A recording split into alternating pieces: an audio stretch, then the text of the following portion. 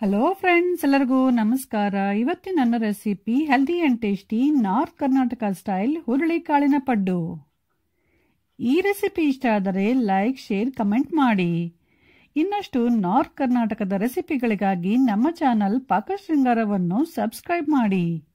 ಹೊಸ ವಿಡಿಯೋಗಳ ನೋಟಿಫಿಕೇಶನ್ಗಾಗಿ bell icon ಅನ್ನು ಪ್ರೆಸ್ ಮಾಡಿ. ಹುರುಳಿಕಾಳಿನ ಪಡ್ಡು ಮಾಡಲು ಬೇಕಾಗುವ ಸಾಮಗ್ರಿಗಳು: ಅಕ್ಕಿ. ನಾನಿಲ್ಲಿ 1 ಕಪ್ ಸೋನಾ ಮಸೂರಿ ಅಕ್ಕಿ ತಗೊಂಡಿದ್ದೀನಿ. ನೀವು ಯಾವುದಾದ್ರೂ ಅಕ್ಕಿ ತಗೋಬಹುದು, ತೊಂದರೆ ಇಲ್ಲ. ನಂತರ ಅರ್ಧ ಕಪ್ಪು ಹುರುಳಿಕಾಳು, ಅರ್ಧ ಕಪ್ಪು ಉದ್ದಿನಬೇಳೆ, 4 ರಿಂದ 5 ಟೇಬಲ್ ಸ್ಪೂನ್ ಅವಲಕ್ಕಿ, 1 ಸ್ಪೂನ್ ಮೆಂತ್ಯ, 2 ಸಣ್ಣದಾಗಿ ಕಟ್ ಮಾಡಿದ ಈರುಳ್ಳಿ, ಎಣ್ಣೆ, ಜೀರಿಗೆ, ಕಡಲೆಬೇಳೆ, ಇಂಗು, ರುಚಿಗೆ ತಕ್ಕಷ್ಟು ಉಪ್ಪು ಮತ್ತು ಸ್ವಲ್ಪ ಸಕ್ಕರೆ. ಫಸ್ಟ್ ಒಂದು ಪಾತ್ರೆಯಲ್ಲಿ ಹುರುಳಿಕಾಳು ಹಾಕಿ ಕ್ಲೀನಾಗಿ 2 ಸತಿ ತೊಳೆದು 2 ಕಪ್ ನೀರು ಹಾಕಿ ನೆನೆಯಲಿಡಿ.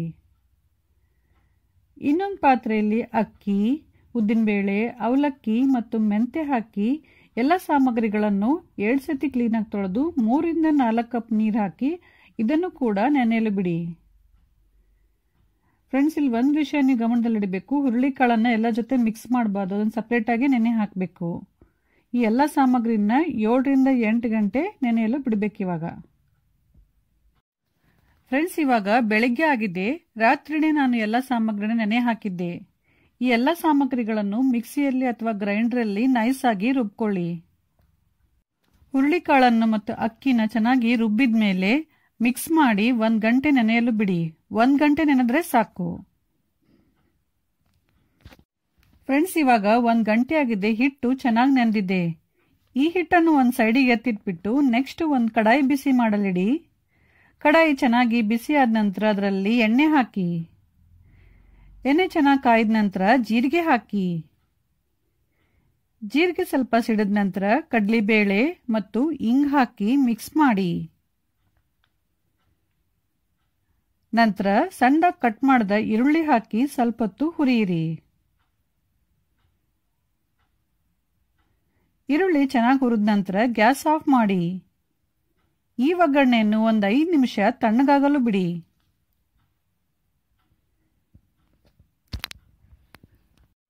ನೆಕ್ಸ್ಟ್ ಇವಾಗ ರುಬ್ಬಿದ ಹಿಟ್ಟಿನಲ್ಲಿ ರುಚಿಗೆ ತಕ್ಕಷ್ಟು ಉಪ್ಪು ಮತ್ತು ಸ್ವಲ್ಪ ಸಕ್ಕರೆ ಹಾಕಿ ಚೆನ್ನಾಗಿ ಮಿಕ್ಸ್ ಮಾಡಿ. ಆಮೇಲೆ ಮುಂಚೆ ರೆಡಿ ಮಾಡಿಟ್ಕೊಂಡ ಈರುಳ್ಳಿ ಒಗ್ಗರಣೆಯನ್ನು ಕೂಡ ಹಾಕಿ ಚೆನ್ನಾಗಿ ಮಿಕ್ಸ್ ಮಾಡಿ. ಈಗ ಪಡ್ಡಿಗೆ ಹಿಟ್ಟು ರೆಡಿ ಆಗಿದೆ. ನೆಕ್ಸ್ಟ್ ಇವಾಗ ಪಡ್ಡು ಹಾಕಲು ಸ್ಟಾರ್ಟ್ ಮಾಡೋಣ. ಫ್ರೆಂಡ್ಸ್, ಮುಂಚೆನೆ ನಾನು ಪಡ್ಡಿನ ಮನೆಯನ್ನ ಕಾಯಕ್ಕಿಟ್ಟಿದ್ದೆ. ಅದು ಚೆನ್ನಾಗಿ ಕಾಯ್ದಿದೆ. ನೆಕ್ಸ್ಟ್ ಇವಾಗ ಅದರಲ್ಲಿ ಸ್ವಲ್ಪ ಎಣ್ಣೆ ಹಾಕಿ, ಒಂದು ಅರ್ಧ ಸ್ಪೂನ್ ಎಣ್ಣೆ ಹಾಕಿ ಎಲ್ಲ ಕಡೆ ಟಿಶ್ಯೂ ಪೇಪರ್ ತಗೊಂಡ್ಬಿಟ್ಟು ಕ್ಲೀನಾಗಿ ಒರೆಸ್ಕೊಳ್ಳಿ.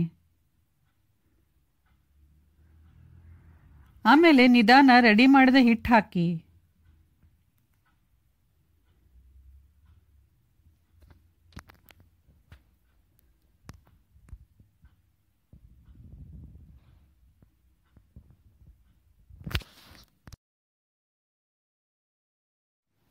ಗ್ಯಾಸ್ ಅನ್ನು ಮೀಡಿಯಂ ಫ್ಲೇಮ್ ನಲ್ಲಿಟ್ಬಿಟ್ಟು ಪಡ್ಡನ್ನು 2 ನಿಮಿಷ ಬೇಯಿಸಿ.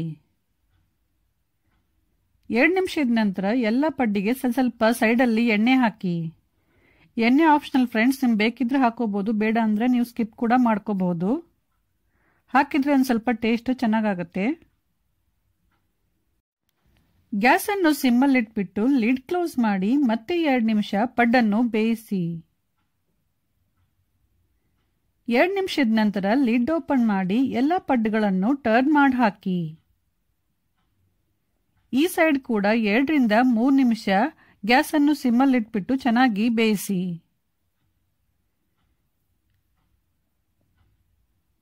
ಫ್ರೆಂಡ್ಸ್, ಇದು ಹುರುಳಿಕಾಳಾಗಿರೋದ್ರಿಂದ ಅಕ್ಕಿ ಪಡ್ಡಿಗಿಂತ ಈ ಪಡ್ಡಿಗೆ ಜಾಸ್ತಿ ಟೈಮ್ ಬೇಕು, ಬೇಗ ಬೇಯುವುದಿಲ್ಲ.